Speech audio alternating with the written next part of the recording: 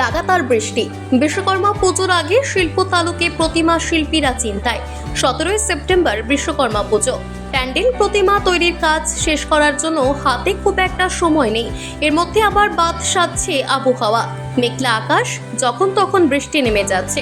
রোদে প্রতিমা রেখে শুকানো ঝুঁকির, হাতে আর একদম সময় নেই। এদিকে টানা বৃষ্টিতে নাজেহাল মৃৎশিল্পীরা।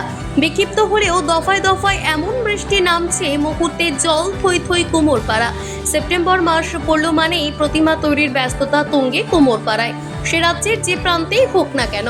পূর্ব মেদিনীপুরের শিল্প শহর হলদিয়া, কোলাঘাট, পাঁশকুড়া, কাঁথি, দীঘা, রামনগর, তমলুক শহরে দুর্গাপুজোর মতোই জনপ্রিয়তা বিশ্বকর্মা পুজোর। বিশাল মণ্ডপ, ঠাকুর, থিমের ছড়াছড়ি। বাধ্য হয়ে প্রতিমা শিল্পীরা আগুন দিয়ে প্রতিমা শুকানোর কাজ করছেন। এতে সময় লাগছে অনেক বেশি। শিল্পীদের কথায় গত কয়েক বছরে জেলায় বিশ্বকর্মা পুজোর সংখ্যা অনেকটাই বেড়েছে। আগে হলদিয়া শিল্পাঞ্চলেই পুজোর আধিক্য থাকলেও এখন জেলার নানান প্রান্তে ছড়িয়ে গিয়েছে। বরাদ্দ বহু আগেই এসেছে, তবে সময় মতো কাজ শেষ করাটাই এখন চ্যালেঞ্জের। এমনিতেই প্রতিমা নির্মাণের খরচ বেড়েছে, তার উপর আবার আলাদা করে কেরোসিন তেলের মাধ্যমে আগুন জ্বালিয়ে প্রতিমা শুকোতে গেলে খরচও বেড়ে যাচ্ছে। প্রচুর সমস্যা হচ্ছে ঠাকুর শোকানোর জন্য। মেশিন আছে, আমাদের শোকানোর জন্য মেশিন আছে, ওইসব কাজে লাগানো হচ্ছে। বৃষ্টির জন্য আমাদের অনেকগুলো সমস্যা দাঁড়িয়ে গেছে, তার জন্য আমরা একটু বেশি কাজ করতে পারি।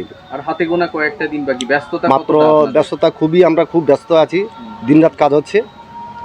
রাতগুলোতে আপনারা বুঝতেই পারছেন, রাতগুলোতে আমাদের পুজো এসে গেছে। কত প্রতিমা বানিয়েছেন এবার আপনি? আমরা 100খানা বানিয়েছি।